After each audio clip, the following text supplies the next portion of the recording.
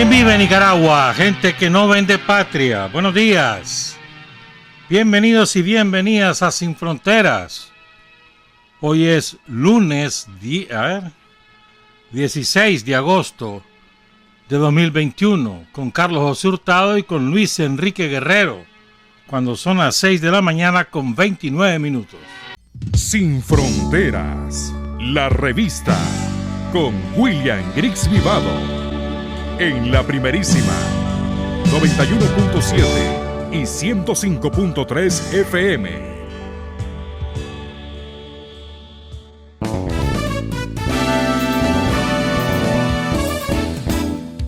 Sin fronteras para decir la verdad. Sin fronteras, trabajar, avanzar, combatir, vencer. Sin fronteras.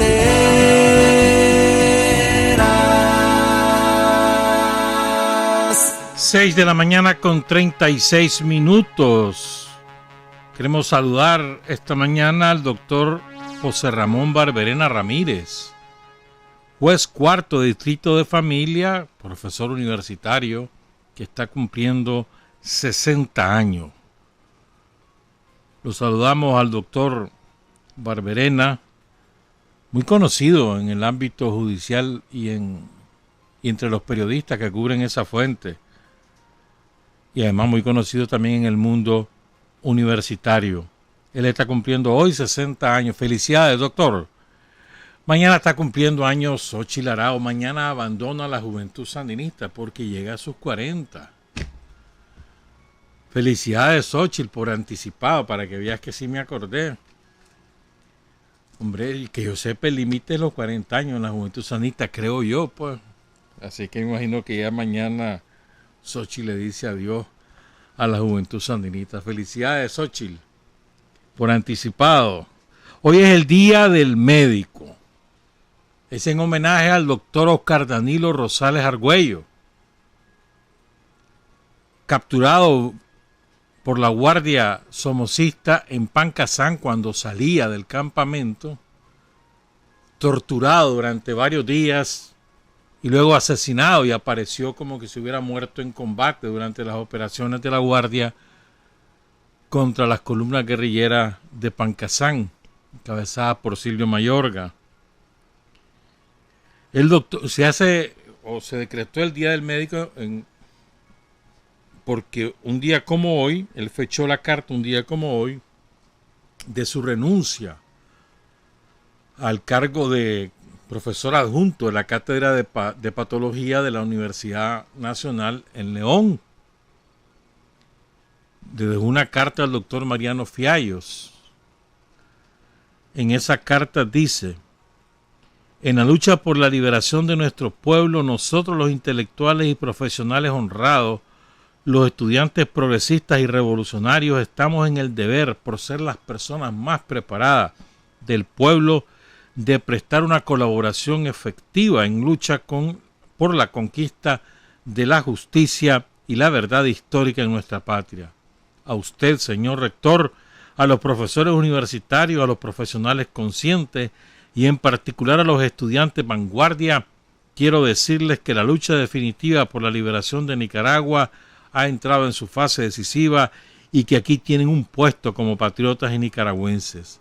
Patria libre o morir, Oscar Danilo Rosales Argüello. Él nació el 5 de enero de 1941 y cuando se bachilleró con honores, con una mención especial a oratorio de un gran orador. Él se involucra en la lucha antisomocista, sobre todo a partir de las manifestaciones para lograr la liberación de Carlos Fonseca en 1959. Carlos estaba preso en Honduras. Estaba desaparecido. No se sabía su destino después de los combates del Chaparral y apareció días después en un hospital en Honduras porque había sido gravemente herido en uno de sus pulmones. Y en la manifestación del 23 de julio de 1959, donde va el doctor Oscar Danilo Rosales Argüello, era estudiante de medicina en ese momento, a su lado cae Eric Ramírez. que era su brother, porque habían estudiado juntos en la secundaria y habían ingresado juntos a la universidad. Entonces cae junto a él y la sangre lo salpica y eso lo marca definitivamente. Ahí después conoció a Francisco Buitrago, a Silvio Mayorga, a Oscar Turcio, a muchos otros dirigentes del Frente. El día se incorpora, fue dirigente estudiantil, fue fundador del FER. Viajó, estuvo en Rusia, en Leningrado en particular, y a su regreso lo detiene la guardia durante 15 días, le decomisan todos los libros que traía. ¿Ah? Fue muy destacado como dirigente estudiantil, se graduó de médico y cirujano, después lo trasladan al Hospital del Retiro para hacer la especialidad de patología y lo incorporan a la cátedra de patología de la UNAM León y nunca dejó de trabajar con el Frente Sandinista. Viaja a Pancasán porque hay varios enfermos y llega a atender a esos enfermos de premontaña y otras cosas que tenían, ¿verdad? Y sus padres, don Roberto Rosales Calleja y doña Aurora Argüellos Gale, y su hermano Francisco Rosales Argüello, Chicón Rosales, que este miércoles habrá una misa en Catedral de León a las 4 de la tarde y luego habrá un funeral en el cementerio de Guadalupe, según nos informó la compañera Ruth Castro, viuda del doctor Francisco Rosales. Hoy es el Día del Médico por Oscar Danilo, el miércoles es honra fúnebre del doctor Francisco Rosales, fallecido ya hace un par de meses. A los 78 años, si mal no recuerdo, ya tenía el doctor Rosales. Los dos hermanos. Los dos estaban involucrados en el frente. El doctor Rosales después marcha fuera del país. Allá fue responsable del frente en Europa. Después hubo una desvinculación. Él se fue a estudiar a Francia y retorna al país en los años 80. Fue clave en las negociaciones del Frente Sandinista para las reformas constitucionales en distintos momentos. Y él fue el que elabora la famosa sentencia que permite la reelección del presidente Daniel Ortega, siguiendo también la ruta de Costa Rica, ¿verdad? Cuando le autorizan a Oscar Arias ser candidato nuevamente, pese a que se suponía que había una prohibición constitucional. Hoy pues, felicidades a todos los médicos. Ojalá que todos los médicos y las médicas siguieran de verdad el ejemplo del doctor Oscar Danilo Rosales Argüello. Por cierto, el Hospital de León fue bautizado con su nombre el 10 de agosto de 1979. Un decreto de la Junta de Gobierno. Llegó Daniel allá a León al momento de bautizar el hospital con su nombre.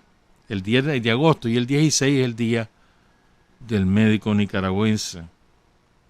Yo te decía, ojalá que todos los médicos y las médicas siguieran su ejemplo de compromiso patriótico y popular, compromiso también revolucionario. Ojalá. Él escribe a su esposa, Albanubia Ruiz Narváez, con quien se había casado en octubre de 1966. Su hijo nació en marzo de 1967 y con el niño de pocos meses él subió a Pancasán. Y le dice a su esposa que cuide a su hijo, que no haga caso a ninguna tergiversación que quieran hacer de esta lucha que vamos a emprender y de la que saldremos victoriosos para dicha de nuestros hijos. Mañana todo será distinto, nuevos aires se respirarán en nuestra patria, se vislumbra una aurora de justicia que habrá de acabar con tantos desmanes y tanto atropello, hambre y miseria, desnutrición, insalubridad, analfabetismo y libertad conculcadas que padece nuestro pueblo.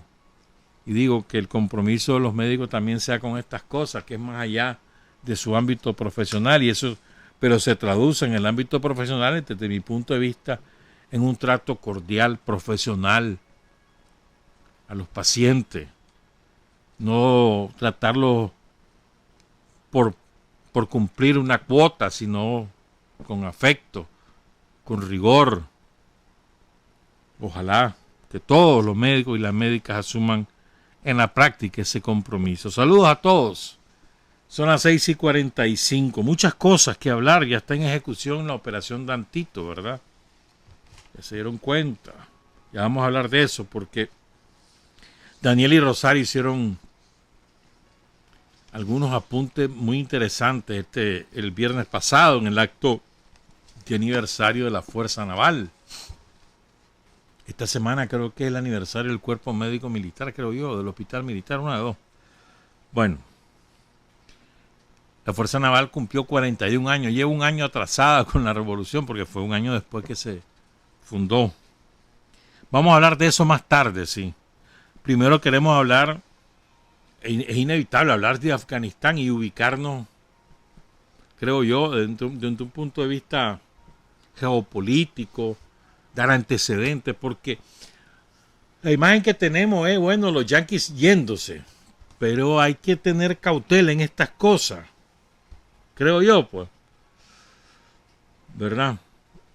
Primero, me parece a mí que es importante colocar algunos antecedentes. A ver, esa guerra dejó, como decía Daniel, ¿de qué le sirvió hacer esa guerra?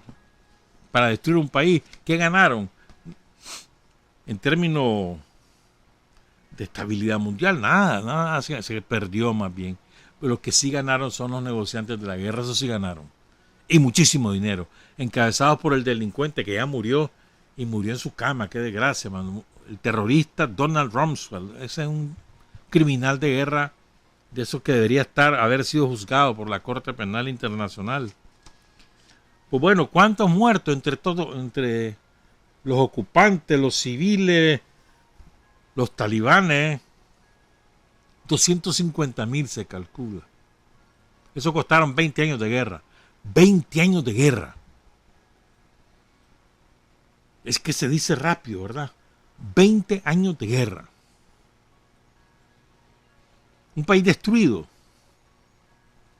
¿verdad?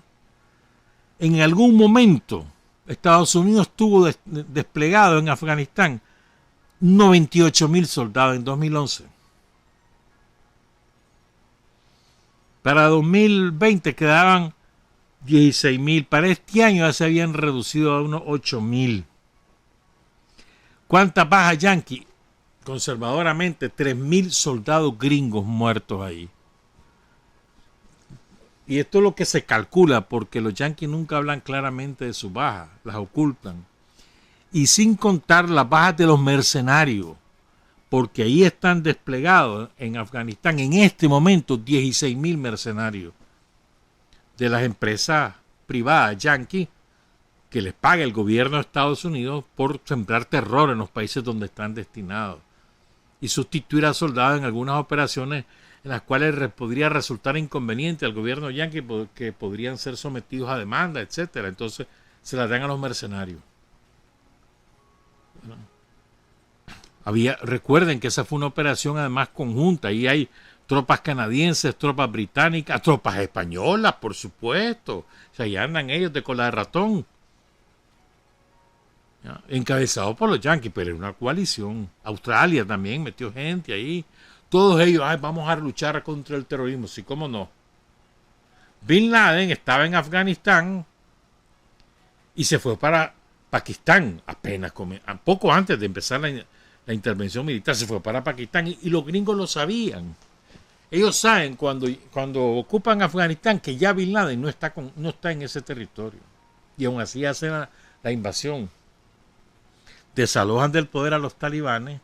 Talibán significa estudiante de las madrasas que fundó Arabia Saudita. Bin Laden, y hay una foto, yo tengo esa foto aquí, se me olvidó, te la voy a mandar, porque creo que aquí la tengo todavía, donde está la Condoleezza Rice, esa mera, dándole la mano a ¿cómo se llama a Osama Bin Laden? Espérame, la estoy buscando, que la tengo, aquí está, ¿ves? Se la mando para que la tengan en el video de YouTube. Entonces, sale la Rice, que fue después secretaria de Estado en la época de George Bush, ¿ya? En la foto con Bin Laden. Bin Laden se supone que es el que organiza el atentado contra los Torres Gemelas de New York el 11 de septiembre de 2001. Se supone. Yo nunca he creído eso, jamás. Jamás he creído eso. Pero bueno. Está probado que él fue un agente norteamericano creado por Estados Unidos entre 1978 y el 82. Entonces recordemos algunas cosas de Afganistán. Bueno, esa guerra le ha costado al pueblo de Estados Unidos 2.26 billones, no millones, no 1.000 millones, billones de dólares. Eso le ha costado al pueblo de Estados Unidos. 20.500 soldados gringos heridos, 450 soldados británicos muertos y cientos más de otras nacionalidades.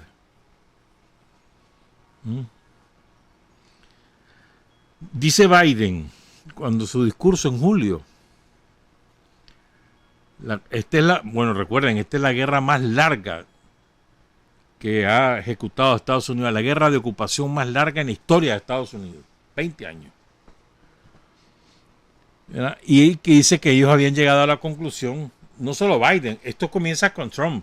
Trump comienza a negociar con los talibanes la salida de Estados Unidos bajo ciertas condiciones y los ejecuta Biden. Biden apura la fecha. Entonces él se hacía esta pregunta: permítanme preguntar a los que querían que nos quedáramos, ¿cuántos años más? ¿Cuántos miles más de hijas e hijos de Estados Unidos están dispuestos a arriesgar? Interesante, ¿verdad? Pero bueno, fíjese, esta cifra de 250,000 no es tirada al bolsazo, lo dice el Instituto Watson para Asuntos Internacionales y Públicos de la Universidad de Brown. Solo muerte en acciones de combate, pues los nativos que perecieron por hambre y enfermedades durante el conflicto bien pueden duplicar ese cálculo. O sea, alrededor de 500,000 de civiles muertos por hambre o, ¿cómo es que le llaman? Herida, ¿cómo es? Muerto, no me acuerdo el término que usan. ¿Verdad? Los costos necesarios de la guerra. 120,000, dice la misión de Naciones Unidas, 120,000 civiles asesinados. Daños colaterales, le dicen. 60,000 heridos. Según el expresidente Ashraf Ghani, 45,000 miembros de las Fuerzas Armadas de Afganistán fueron muertos en los combates, primero contra Estados Unidos y luego contra los talibanes. Hay alrededor de 5 millones de afganos desplazados en Irán, en Irak, en Azerbaiyán, en Uzbekistán. 5 millones. Solo este año 359,000. Solo este año, hasta el 30 de junio. Pero miren lo que es la vida. Se fue ahorita, ¿verdad? El presidente respaldado por Estados Unidos ahí, que se llama Ashraf Ghani, se va para evitar un baño de sangre. Entonces hoy, la hora de aquellos lados ya serían al mediodía, una funcionaria rusa contó lo siguiente. Ella se llama Nikita Ishchenko, portavoz de la misión diplomática rusa en Kabul. Oigan esto, es que esto es de antología, dice. En cuanto al colapso del régimen, se caracteriza de manera más elocuente por la forma en que Ghani huyó de Afganistán. 4 autos estaban llenos de dinero. Intentaron poner parte del dinero en un helicóptero, pero no todo alcanzó. Y una parte del dinero quedó esparcida en la pista. Lo dice la portavoz de la embajada rusa en Kabul, Nikita Ishchenko. Oigan esto es muy importante. El representante presidencial especial para Afganistán, Samir Kabulov, designado por el presidente de Rusia, Vladimir Putin, le dijo en Moscú a los periodistas lo siguiente. O sea, al referirse a la toma de Kabul, al ingreso al Palacio Presidencial, a la televisión, a todos lados, pues, a la caída del régimen de Afganistán, dice lo siguiente. Se llama Samir Kabulov. Fue una sorpresa hasta cierto punto, ya que nos guiamos por el entendimiento de que el ejército afgano, sea el que sea, seguirá resistiendo durante algún tiempo. O sea, lo sorprendió a los gringos también, según parece. O sea, fíjense, los talibanes no logran avanzar de manera tan rápida sin respaldo de los afganos. Por miedo, una parte, y otros porque lo respaldan. Esto es importante. Y ustedes ven la fotografía de los guerrilleros afganos y son un montón de jóvenes. Muy bien armados. ¿De dónde creen que han sacado el arma? Recordemos, los talibanes son fruto de las escuelas fundadas por Arabia Saudita en Pakistán, principalmente en Afganistán, obviamente, para combatir a Irán, para frenar a los chiitas. Los mujahidines famosos, pero los mujahidines también ya habían sido creados por Estados Unidos en los años 80 para combatir la ocupación soviética en Afganistán. Afganistán es un territorio como un cruce de camino. Es sumamente montañoso. Ahí está la segunda cadena volcánica más elevada del mundo. La otra es la del Himalaya. Muy desértico, inhóspito, mucho frío. Solo tienen algunos valles fértiles en el norte, donde es un país agrícola y ganadero. 60% de la población es analfabeta. 60% de la población es analfabeta, ¿verdad? No tiene salida al mar, tiene frontera con Pakistán, con Irán, con Turkmenistán, con Uzbekistán, con Tayikistán y con China, un poquito, una franjita así con China, pero eso coloca a China en el centro de los intereses geopolíticos en Afganistán. De hecho, China ya hoy hizo declaraciones sobre lo que ha ocurrido y dice que está lista a colaborar con los talibanes y que espera que los talibanes cumplan sus promesas de respeto a los derechos de todos los ciudadanos y que ellos están listos a ayudarlos. De hecho, se dice de que ya hay una cartera de préstamos lista para entregarse a los talibanes. Eso se dice. No hay nada oficial sobre esto. Hay varias cosas que contarles sobre Afganistán en cuanto a precedentes. Me parece que es importante. El estado de Afganistán actual, o sea, la frontera geográfica, más o menos, ¿verdad? Son relativamente, las fronteras actuales, relativamente jóvenes, es decir, 300 años más o menos. Pero el pueblo afgano ha derrotado a imperios poderosos. Derrotó a los británicos 2 veces. Hubo 3 guerras entre Afganistán y Gran Bretaña, porque Gran Bretaña ocupaba la India y quería expandir su territorio. Se metió en Afganistán, lo sacaron a balazo limpio. Volvieron a meterse y ahí ellos lograron ocupar Afganistán.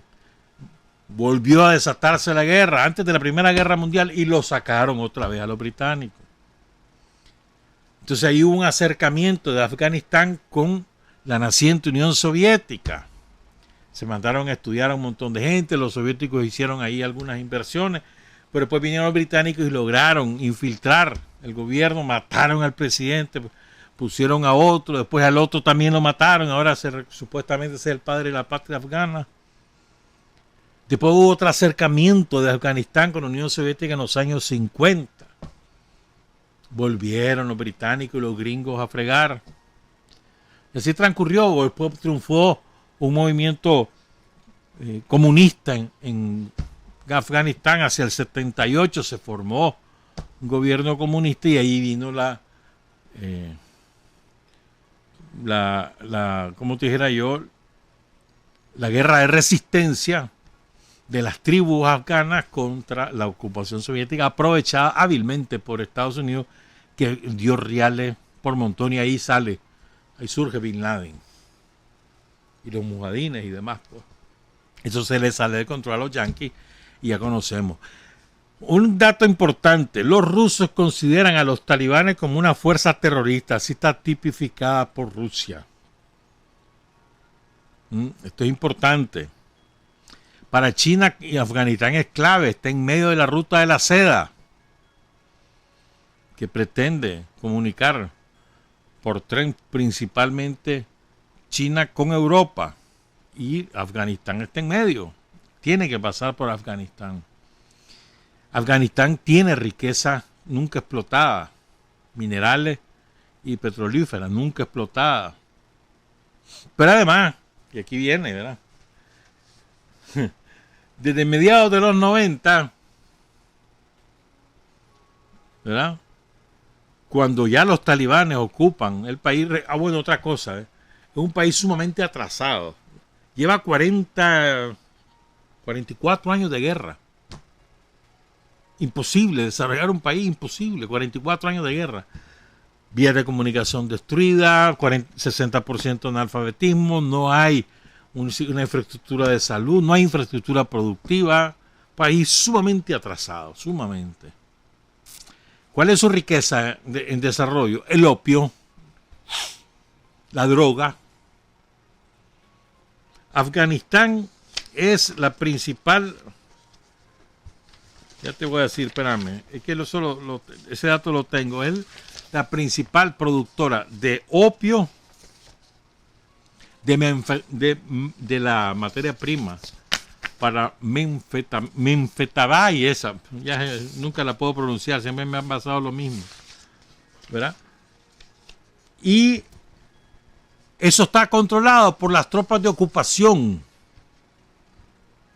No crean que eso es que circula por sí mismo y que las ganancias son para los afganos. No. Se encargan los propios yanquis de trasladarlas y distribuirlas. Es el mayor productor de opio del mundo, de heroína, de metafetamina. De ahí sale. Lo controlaban los talibanes a través de las tropas norteamericanas, británicas, canadienses, australianas.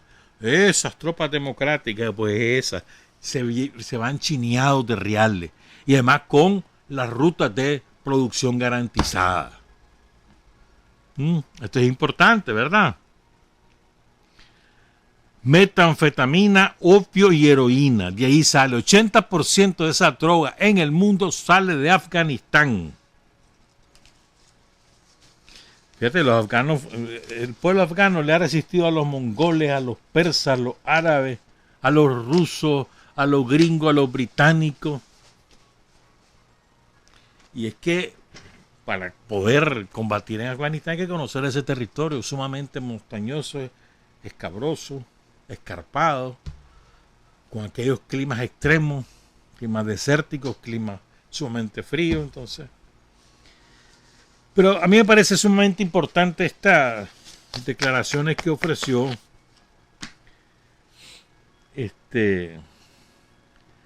Kabulov antes de la caída de Kabul. ¿Verdad? Dice Kabulov, representante del presidente Putin para Afganistán: la situación actual en Afganistán deriva de los errores estratégicos que Estados Unidos y sus aliados cometieron al trazar su política sobre Afganistán. ¿Verdad? Primer error, según ellos, que en lugar de desarrollar el país, se dedicaron a colocar bases militares por todo el territorio afgano, con el propósito de tener, digamos, pivotes para eventuales ataques contra Irán, contra China, contra la Unión Soviética, perdón, contra Rusia, ya la Unión Soviética no existe, contra Rusia. Ese fue su afán fue geomilitar, ¿no? Ubicar bases militares, desarrollar desde el punto de vista militar sus fuerzas ahí, sus plantas para espionaje, etcétera. Pues. Primer error, dice. Se olvidaron de satisfacer mínimamente las necesidades del pueblo afgano. Y el segundo error, dice Kabulov, fue querer imponer al pueblo afgano una manera de gobernarse al estilo gringo. Segundo error. Dice él, esos son sus dos errores. Y el resultado es catastrófico. Pues. Es una derrota de los gringos porque según ellos iban a acabar con los talibanes y los talibanes no solo no los acabaron, sino que hoy son otra vez gobierno. Pero hay que tener cautela porque yo tengo la percepción, a partir de lo que he leído bastante sobre este tema en este fin de semana, tengo la percepción de que esa arma que disponen los talibanes, esa manera de avanzar tan rápidamente en una semana sin prácticamente combatir en ninguna de las grandes ciudades, iban llegando, el ejército afgano se iba rindiendo, entregaban las armas, entregaban los cuarteles y a cambio les perdonaban la vida. Muchos otros se fueron huyendo a distintos países vecinos. Eso, primero. Otro dato, la arma antes de ir ocupando esos cuarteles, ellos estaban poderosamente armados. ¿De dónde? Es cierto, el opio da reales, pero la cadena de distribución del opio y de la metanfetamina está en manos de las tropas de ocupación, no está en manos de ellos. Ellos reciben migajas. Entonces ahí hay algo que no cuadra. Luego, ¿por qué las tropas yanquis se van sin previo aviso, les desalojan la principal base militar, dejan que se las ocupen y no pasa nada? O sea, esto a mí me parece que es compadre hablado. Eso es lo que deduzco, que es compadre hablado. Y que vamos a ver qué ocurre en los próximos meses. Vamos a ver si este compadre hablado, que desde mi punto de vista, pues lo que presumo yo, se le escapa de las manos a los gringos, o si logran a través de los talibanes mantener el control de Afganistán. Veremos. ¿Qué ocurre? Que además las tropas gringas, que la mayor parte de las cuales han sido evacuadas, pero no todas, todavía ahí en Afganistán hay permanentemente 3.500 soldados gringos y además les mandaron 6.000 para reforzar la seguridad de Kabul y evacuar a todo el personal de ellos y los civiles afganos que más colaboraron con ellos. No todos, una parte, porque a la gran mayoría los dejaron tirados. Hay un video, no sé si lo has visto, hay un video donde va un avión de la Fuerza Aérea de Estados Unidos, son los únicos que están aterrizando y despegando del aeropuerto de Kabul, y caen 2 personas de ese avión. Es tanta la desesperación que la gente se agarró a los trenes de aterrizaje y al subir el tren de aterrizaje caían. Es una cosa horrible. Pero además las tropas yanquis dispararon en el aeropuerto de Kabul para controlar la avalancha de gente sobre la pista. Y hay por lo menos 3 muertos. Imagínense ustedes. ¿Por qué la gente huye? Por 2 razones. Primero, porque eran colaboradores de las tropas de ocupación. Tienen miedo de represalia. Segundo, porque los talibanes tienen una manera de ver, de dirigir y de gobernar sumamente conservadora, amparados en sus creencias religiosas. Prohibido que las mujeres vayan a la escuela, prohibido que las mujeres ocupen cargos públicos, prohibido un montón de prohibiciones. Destruyeron monumentos históricos cuando gobernaron. Yo me acuerdo aquella estatua gigante de Buda que destruyeron allá por el 98, por ahí, que era una estatua construida, levantada quién sabe hace cuántos siglos, ¿verdad? O sea, tienen una manera destructiva de gobernar. Dicen ellos que no, que ahora ya no, que van a dejar que todas las mujeres estudien, Pero eso sí, que se tienen que poner el velo, pues la burka, lo que sea que utilicen. Dicen ellos. ¿Verdad? Entonces, lógico, las mujeres que han tenido determinada participación en la vida pública, para nada quieren quedar en manos de los talibanes. Es lógico. Entonces, ¿qué es lo que viene? Ahí es un gran signo de interrogación. Pero yo sí sería cauteloso de estar diciendo, emulando lo que pasa hoy en Kabul con lo que pasó en Saigón. No, creo que no llega tanto. Pues. A mí me parece que ahí hay un compadre hablado. Sí sorprendió a todos. Dicen que también el ejército afgano se rinde porque en algún sentido un segmento del ejército afgano simpatizaba con los talibanes y el otro segmento se sentía traicionado. Dice, no, yo no voy a pelear por esto, me voy mejor.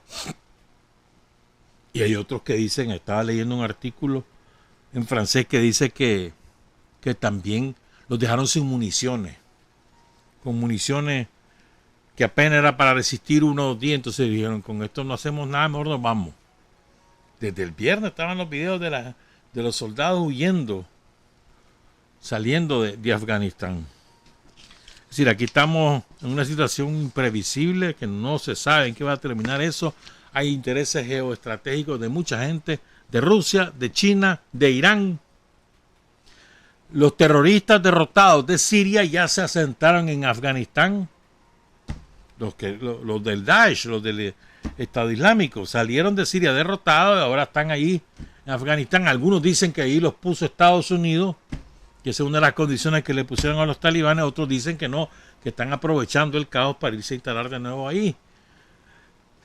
Pero un hecho concreto es, para Rusia los talibanes son una fuerza terrorista. Es un hecho. ¿Qué va a ocurrir? Difícil, me repito, intereses estratégicos ahí de Rusia, China, Estados Unidos, Turquía, Irán, Arabia Saudita, por supuesto, Israel, de seguro. Entonces el pueblo afgano prisionero de todos esos intereses. La mejor manera de resolverlo de Afganistán es lo que siempre ha dicho Nicaragua, ¿no? Respeten al pueblo afgano. No se metan. Déjenlo. Que ellos decidan cómo es la cosa. Tienen una organización peculiar. Son tribus regadas por distintos territorios, pastores sobre todo. Hay 3 etnias dominantes, pero no únicas. Hay una que es muy cercana a la Uzbekistán, otra a la Tayikistán. Después están los pastunes, que siempre han sido los gobernantes. Pero me parece que es muy complejo. Hay una derrota en el sentido de imagen de Estados Unidos. Es imposible que esto no se vea como una derrota. Pero esa percepción puede cambiar a mediano plazo si los yanquis siguen manteniendo el control de Afganistán a través de los talibanes. Hay que ver qué pasa ahí. Y ahora Trump sale diciendo que Biden debe renunciar porque esta es la peor derrota de Estados Unidos en la historia, que no sé cuánto. Y Trump fue el que inició esto. Él fue el que promovió el acuerdo con los talibanes. No lo recibió en la Casa Blanca. Pues. No se les olvide esa imagen también. Pues. Y acuérdense, ahí está el negocio de la droga, ahí está. Aquí hay 2 fuentes de droga. Colombia, y está en manos yanquis, y Afganistán, que ha estado hasta ahora en manos yanquis en los últimos 20 años. Y ahí son las 2 grandes fuentes del negocio de la droga. Y recuerden, aquí los 3 negocios más grandes del mundo no son las cosas que comemos, no. Armas, drogas y la trata de personas, sobre todo el tráfico de mujeres y de niños. Eso es, los grandes negocios, esos 3 están en manos de los gringos. Vamos a hacer una pausa, regresamos, son las 7:14. Hay hombres que luchan un día y son buenos. Hay hombres que luchan un año y son mejores. Pero hay hombres que luchan toda la vida. Esos son los imprescindibles. Son las 7 de la mañana con 18 minutos. Olvidé mencionar, como me recuerda Noel, Pakistán tiene muchos intereses ahí, también la India. Es que todo el mundo ahí está sobre el pobre pueblo afgano. Nunca lo han dejado desarrollarse. Es triste, mano, eso. Todo el mundo se ha metido ahí, todo el mundo les ha hecho barbaridades, todo el mundo lo ha destruido, todo el mundo lo ha saqueado. Nadie les ha ayudado. En algún momento la Unión Soviética, en los años 70, algo en los años 50 y más nada, hermano. Todo el mundo lo ha destruido. El 75% de los ingresos de Afganistán provienen de la ayuda exterior. Y la ayuda es mínima y la mayoría se gasta. Ya, imagínate, le dio 300 millones de dólares, 350 millones de dólares dio a Estados Unidos. Dicen que gran parte de ese dinero es el que se robó el presidente afgano, el que se lo lleva. Que llenó los helicópteros y no alcanzó tantos reales. Que barbaridad, pobrecito el pueblo afgano. Una información de última hora. Un avión de la Fuerza Aérea de Afganistán se estrelló este domingo en la frontera uzbeko-afgana. Pero dice Uzbekistán que ellos lo derribaron. Un portavoz del Ministerio de Defensa el 15 de agosto, las Fuerzas de Defensa Antiaérea de la Fuerza Aérea de Uzbekistán previnieron un intento, pero entonces no fue hoy. Pero hasta ahora se está dando cuenta y hay un video. A ver, hermano, ahí es un caos terrible. Si todo, hay una reunión del Consejo de Seguridad hoy, convocada por Rusia y China. A ver en qué queda. Que todo el mundo decidiera no meterse. Dejen que el pueblo afgano decida. Ponerle condiciones a los talibanes, que se le ocurre estar ahí asesinando gente, y ya está. Y darle ayuda, ayudarlo a desarrollarse, a hacer carretera, a desarrollar su agricultura, sus universidades, sus escuelas, su sistema de salud. Déjenlo. Bueno, me estaba contando esta mañana la compañera Ana Isabel Morales que ayer hubo una ceremonia especial muy emotiva en las Isletas de Granada, donde esparcieron la ceniza de Pola, la compañera que falleció la semana pasada, de origen argentino, Nélida. Y ella pidió que sus cenizas ahí fueran esparcidas, entonces escogieron las aguas donde son particularmente calmas y florecen muchos lirios acuáticos. Tomaron un bote, fueron sus hijos, sus nietos, sus nietas, sus nueras y otros hijos que ella adoptó en el transcurso de su vida. Dice Mana Isabel, en la distancia se escuchaban los monos aulladores y muchas aves acuáticas le dieron su bienvenida con sus bellos plumajes y sus danzas en el agua y en el aire. Lloramos al ver cómo su cuerpo en forma de ceniza se diluía en el agua verde esmeralda. Dijimos unas palabras, lloramos, nos despedimos y le dijimos hasta siempre. Esto lo cuenta uno de sus hijos. Mi mamá pasó momentos muy felices en este lago y nosotros guardamos muy bellos recuerdos de nuestras aventuras con ella y muchos de sus seres queridos en este lugar. Mi madre siempre se conectó de una forma especial con la naturaleza, era su lugar para meditar y compartir con sus seres queridos. Honor y gloria a Pola, a Nélida. Vamos a cambiar totalmente de tema, vamos a hablar de lo nuestro, pues. Hombre, porque estamos en adelantito, ya se acabó el negocio de la editorial La Prensa.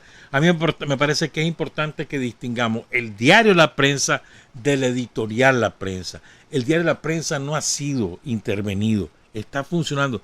Si quieren imprimir, que impriman, porque dicen ellos que no tenían papel. Ya se les descubrió una mentira. Pero como anunciaron que ya no van a imprimir porque no es negocio, ahora están en digital y ahí está funcionando. El diario La Prensa no ha sido intervenido. Ha sido intervenida la editorial La Prensa, que es otro negocio.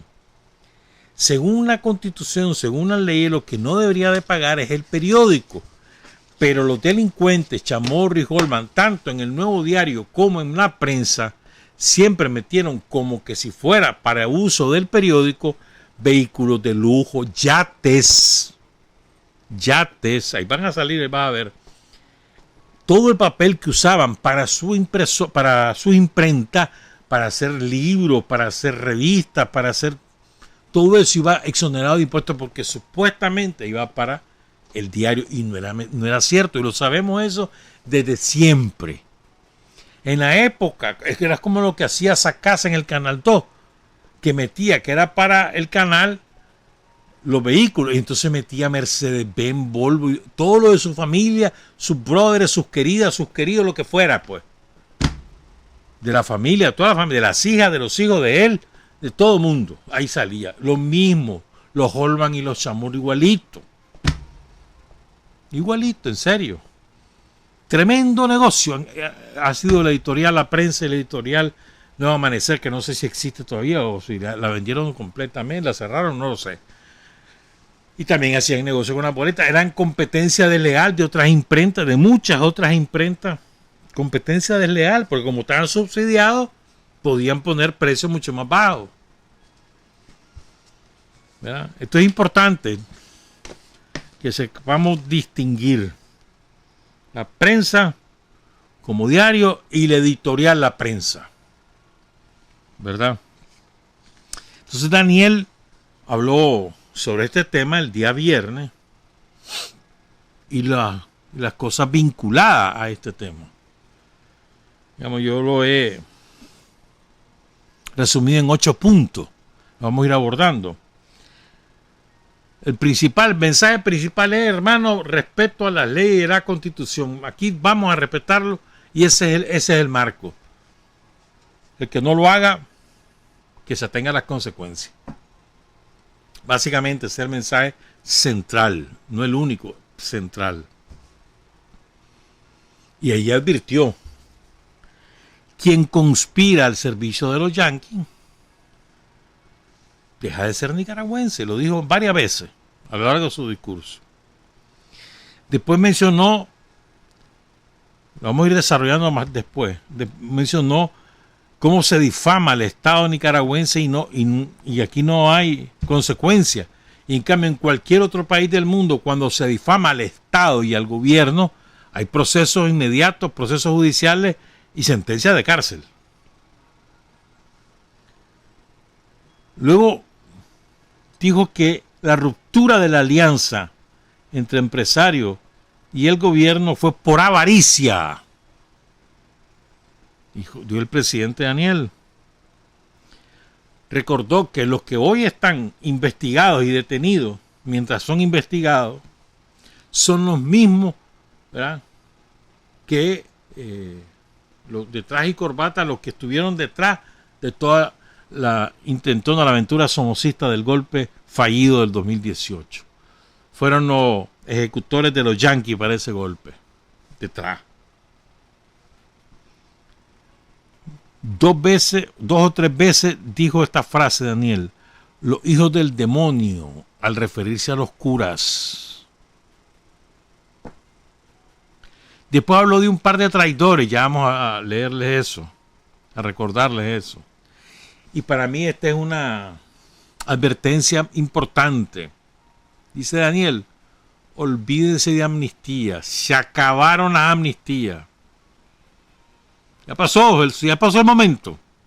Se acabó, no hay amnistía. Esos son los 8 puntos que yo resumo del discurso de Daniel el día viernes. Ahora vamos al desarrollo, ¿verdad? El que se aparta de la Constitución y de las leyes se convierte en un delincuente. Y dice: en un enemigo de los nicaragüenses que quieren trabajar en paz. Textual lo que dijo Daniel. El que se coloca al servicio de los yanquis deja de ser nicaragüense. Está negando su identidad y su nacionalidad. Se está negando a sí mismo. Porque si él va donde los agresores a rogarles de rodillas que agredan a nuestro país, entonces eso no es nicaragüense. Y entonces aquí recordó que la defensa de la nacionalidad, del territorio, de la tierra, de lo que es lo que constituye la patria, no comenzó con Sandino ni con Celedón, ni con los flecheros y Andrés Castro. Comenzó con los caciques que resistieron la invasión española. Siempre hay que tener presente eso, que esto no son 100 años de lucha, son más de 500. ¿Ya? Entonces decía Daniel, Nicaragua tenemos que defenderla con las leyes, con la Constitución y hacer respetar las leyes y la Constitución con las instituciones encargadas de aplicar las leyes y la Constitución. O sea, la defensa de Nicaragua es con leyes y Constitución. ¿Quiénes se encargan? Las instituciones respectivas. Aquel que comete delito, que se presta a lavar dinero y luego a esconder las pruebas de lavado de dinero en un diario, esconder ahí las pruebas de lavado de dinero, ¿verdad? Eso son delincuentes.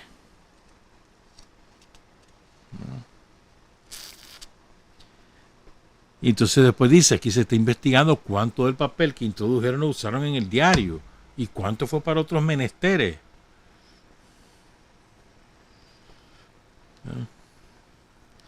Y recuerden que además el periódico como tal es un negocio, decía Daniel. O sea, la editorial es un gran negocio, un tremendo negocio. Y el periódico también es un negocio, que aunque se le habían caído los anuncios, te dan las suscripciones. Y el financiamiento que le pasaban los yanquis. ¿Recuerdan aquellos cheques que les conté el otro día? Bueno. Entonces, esto es importante. Quiero leer esto. Algunos de ellos, dicen, no estuvieron volando bala en abril de 2018. Que porque algunos de ellos no le pegaron fuego a los ciudadanos que fueron asesinados, torturados, o a los policías que fueron torturados y luego quemados vivos, con el aplauso y el aliento de algunos curas que son hijos del demonio. No son hijos de Dios, son hijos del demonio esos curas. Daniel.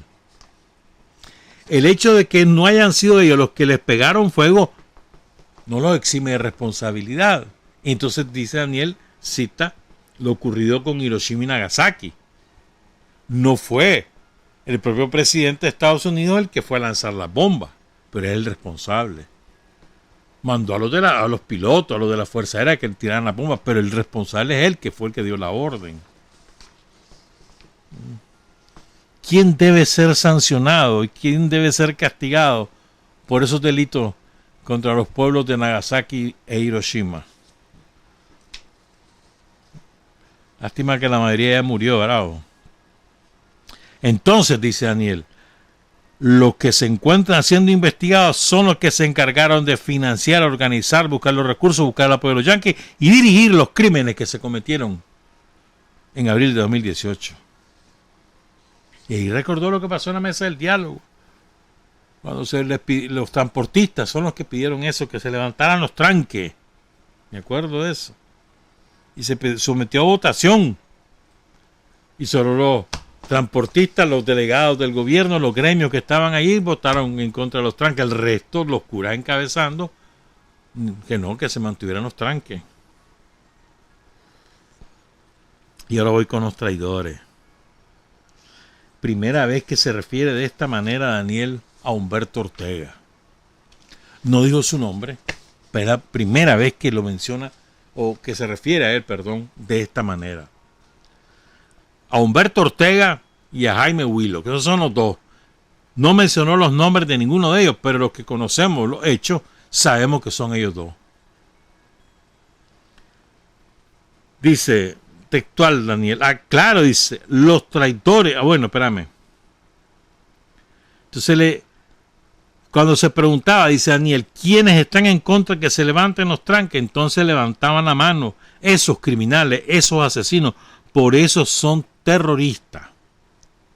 E inmediatamente después vincula a toda esa descripción de quiénes son ellos con la frase de los traidores.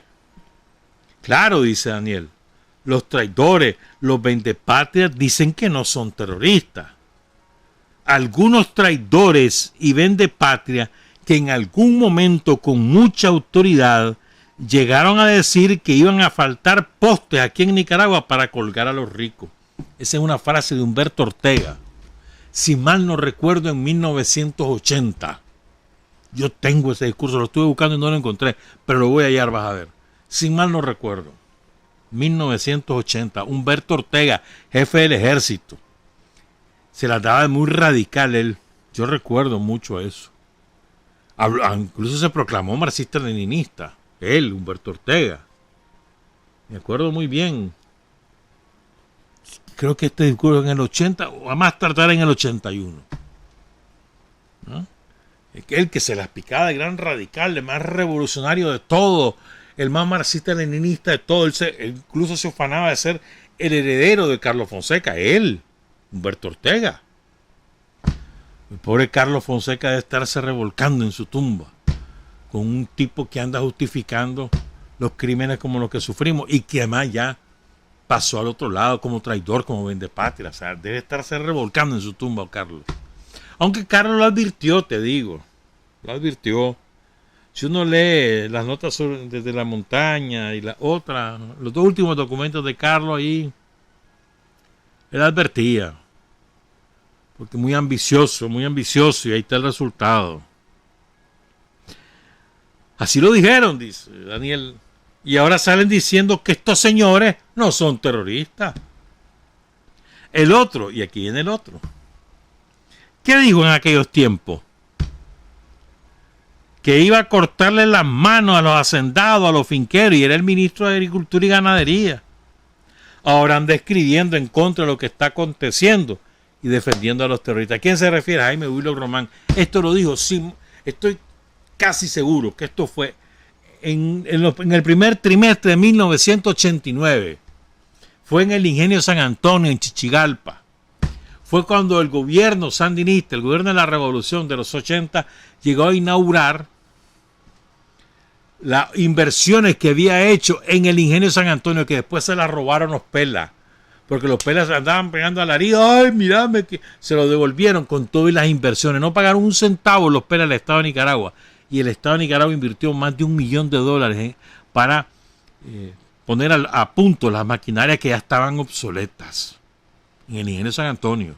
Entonces, cuando llega Jaime Willock Román y Jaime Stanley Willock Román, Jaime Stanley le decía a Carlos Fonseca Willock, no lo llamaba Jaime Willock, ni le decía su seudónimo, le decía Jaime Stanley Willock Román.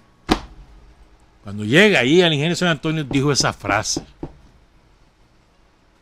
que le iban a cortar las manos a aquellos que se opusieran, que contribuyeran con la contrarrevolución. Me acuerdo bien, yo me acuerdo de eso. Todos nos quedamos, me acuerdo, estupefactos, chocho, mano. ¿Sí? No te puedo asegurar que fue en el 89, pero sí te aseguro que fue ahí. Estoy casi seguro que fue en el primer trimestre del 89. Él era ministro de Desarrollo Agropecuario y Reforma Agraria, el MIDINRA, que hoy se llama Ministerio de Agricultura y Ganadería. El MAC. Pero en aquella época se llamaba así.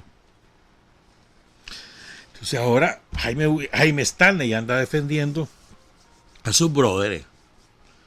Porque son sus brothers, ¿me entendés? Que Arturito Cruz, que la Cristianita Chamur, que Chanito Aguerri, ¿quién otro brother de ellos? El otro, el de ahorita, es el gerente de la prensa, Holman, que es el mismo que se pelea con otro piche ahí en la rotonda de Metro Centro, durante una de las marchas de los tranqueros, se están peleando por los reales. Porque la Chamorro le había mandado a Holman los reales para todo el mundo y no lo repartió, sino que se los cogió. Entonces le estaban reclamando y le pegaron hasta una bufetada en la cara a una de las mujeres. Ese mismo, Ese es otro brother de él. ¿Quién más es brother de Willow? Po? Todos los de esa clase, ¿me entendés? Brothers. Entonces los está defendiendo. Barbaridad, qué horrible lo que le están haciendo, pobrecito. La Dora. Hugo Torres. Otros. Todos ellos. Todos esos son sus brothers. Y Humberto Ortega siempre ha estado detrás del MRS, eso lo sabemos. Siempre. Él ha sido el titiritero. Ya lo sabemos hace tiempo. Pero por primera vez Daniel se le deja ir de frente a Humberto y lo califica de traidor y vende patria. Es su hermano. Y a Willow le dice lo mismo. Dice Daniel, nosotros nunca llegamos a esos extremos de ofrecer la horca a todos los ricos, a todos los capitalistas. A mí nunca se me ocurrió decir eso. Tampoco se me ocurrió decir que íbamos a cortarle las manos a los latifundistas, pero lo dijeron. Y ahí está grabado en la historia, dice. Para la historia. ¿Verdad? Entonces dice después, ese lenguaje, el lenguaje que usaban Humberto y Jaime Willow, alimenta el terrorismo. Por eso no es extraño que ahora vengan estos traidores a defender a los terroristas que están siendo procesados, que están siendo investigados. Ah, que porque tienen apellidos de familia de abolengo, que porque son de familias notables y de familias ricas, que porque han estado trabajando con los banqueros de familias ricas. El que comete un crimen tiene que ser investigado y tiene que ser luego juzgado y castigado conforme a la ley. Y entonces, aquí viene lo de la amnistía, para que estemos claros. Dice Daniel, aquí ya estamos, y que quede claro, aquí ya estamos en una etapa donde no se puede seguir aprobando amnistías e indultos, porque sería convertirnos también en terroristas y criminales. No hay espacio para esto. Todo tuvo su tiempo, todo tuvo su etapa. Y entonces después reclama lo que pasó con la ruptura de la alianza, que hasta la Constitución fue incorporada. La alianza tripartita es un precepto constitucional. ¿Quiénes le enterraron el puñal a la patria? ¿Quiénes le enterraron el puñal al pueblo nicaragüense? Esos que estuvieron muy contentos haciendo dinero cuando nuestro gobierno promovió la alianza, cuando incluso en la Constitución está establecida la alianza, cuando ellos hablaban con mucho respeto del gobierno, de los frutos que daba esta alianza. Y entonces después volví a decir, ¿verdad? Pero el capitalismo salvaje lo que quiere es cada día más dinero, a costa de lo que sea, y les importó poco en ese momento el crecimiento económico que les beneficiaba a ellos, porque querían comérselo todo, y le sirvieron de instrumento al yanque e hicieron alianzas con los curas hijos del demonio, y empezó esa ola de terror.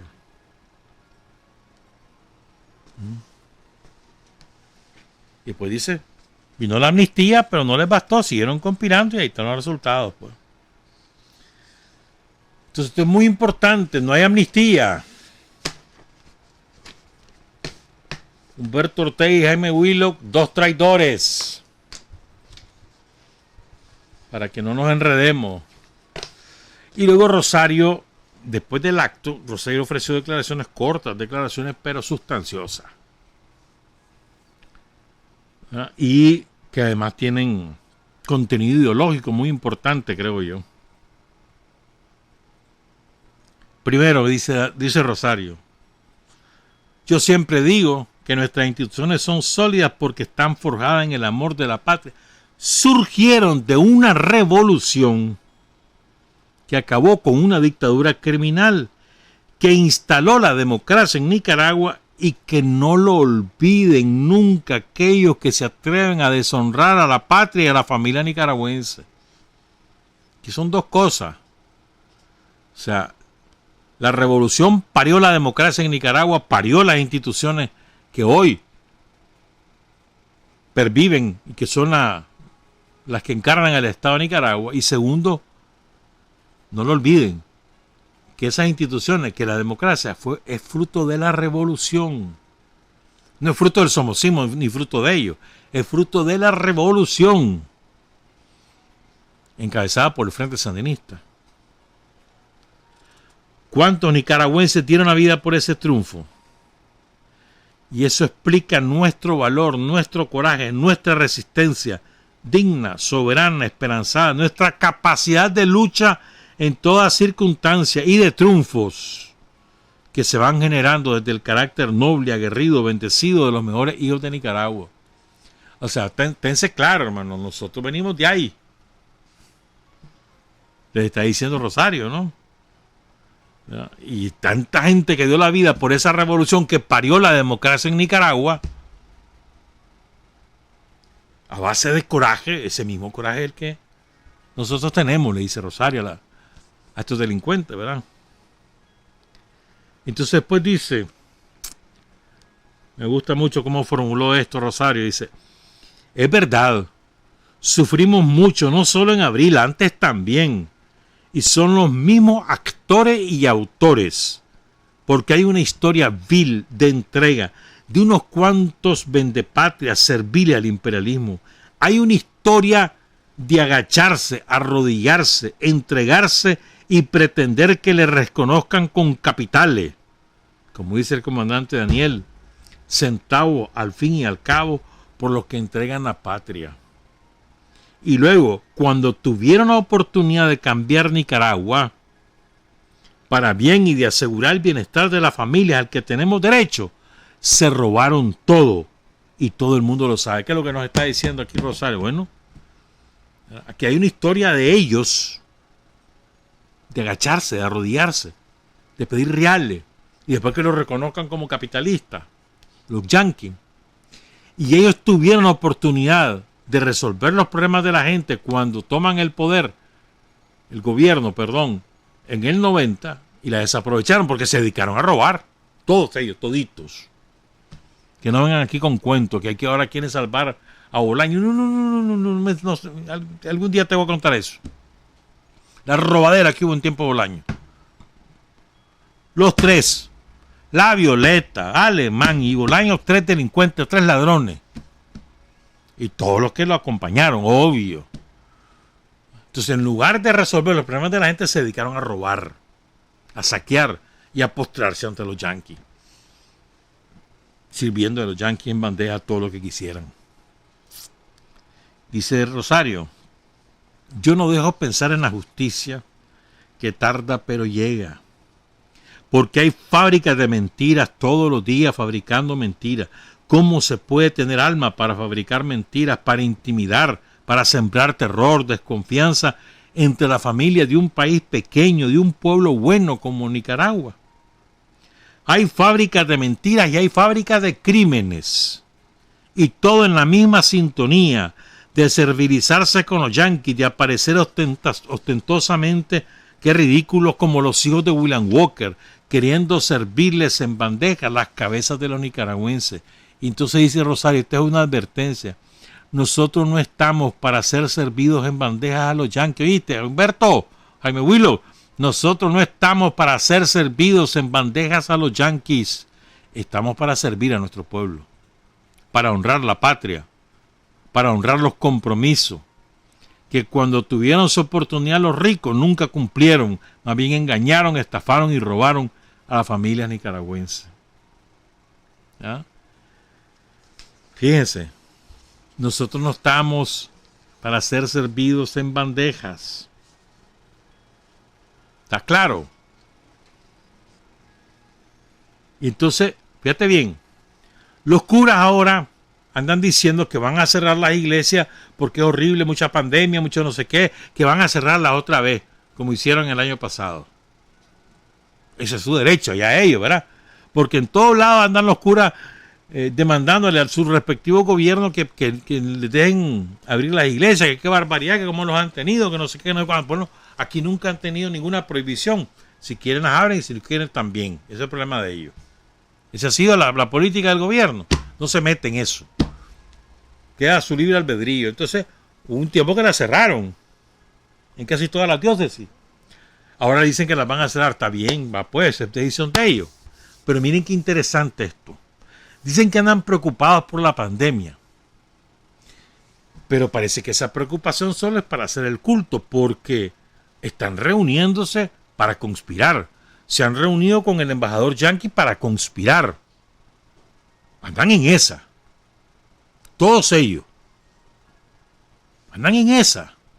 Entonces, ¿cómo es eso de que están preocupados por la pandemia, que van a cerrar las iglesias para evitar los contagios, y ellos mismos andan conspirando y haciendo cuchubaleo estoy hablando numeroso, 20, 25 pitches de ellos, por diócesis, reunidos con agentes yanquis, con agentes de la embajada española. Ahora ya se fue la principal agente de ellos, la embajadora, que esa era una tipa nefasta, ya se fue, sí, con otros diplomáticos, con agentes encubiertos, ahí andan reuniéndose en las catedrales, usan las catedrales para hacer eso, todos ellos. Entonces ahí no tienen preocupación por la pandemia, ahora van conspirando. Espérate que después les tiro unos balazos que les tira la Rosario a todos ellos. Espérame, sigo con esto. Dice, porque aquí la Rosario les recuerda, voy a resumirlo porque ya se van a hacer las 8. Es que dice la Rosario, y es verdad, mano, ¿cómo es posible que todavía esté dando misa ahí en Masaya Jardín Padilla? ¿Cómo es posible eso? ¿Cómo puedes explicar eso? Si no es que Brenes es cómplice. Jardín Padilla, ¿te acordás quién es?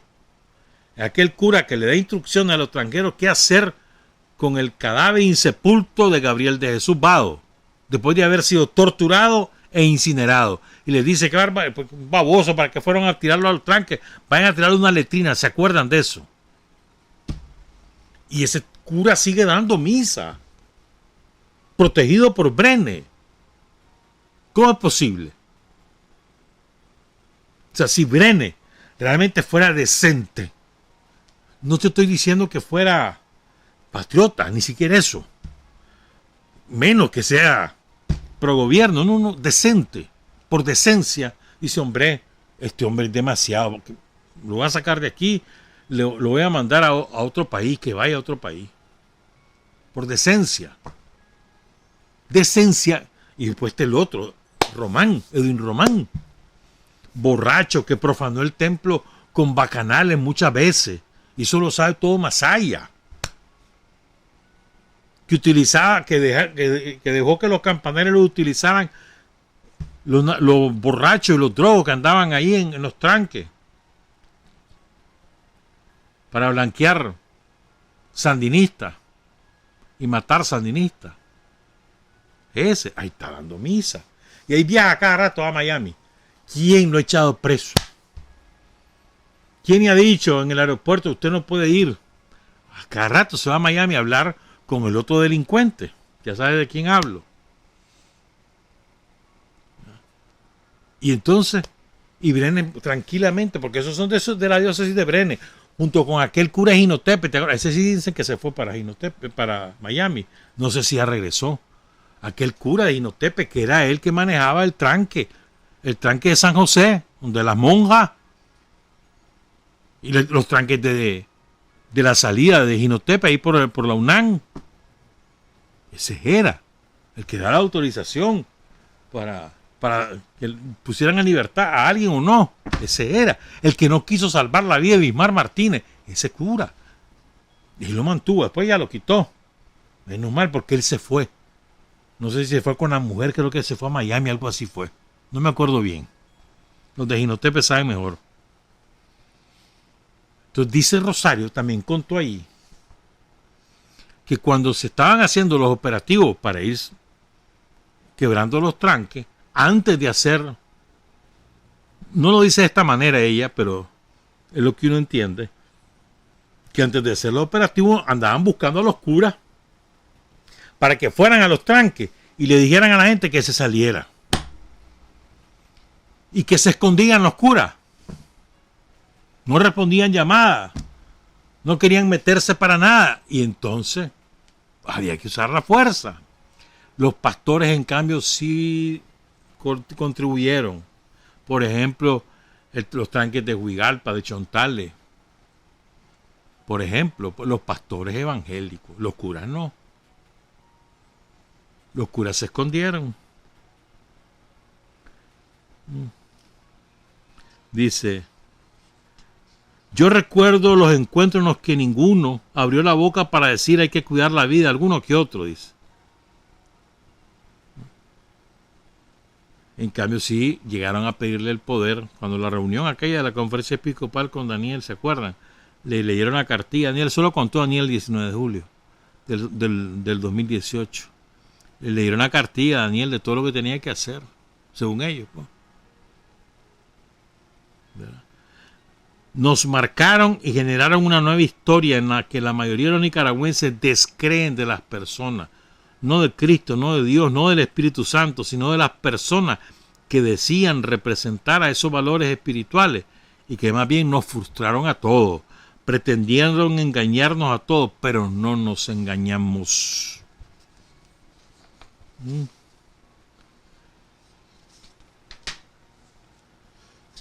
Bueno, entonces, en resumen, hermano, ya estamos hablando más claro. Estén claros los traidores, los Willock, los Humberto Ortega y otros traidores, porque hay otros.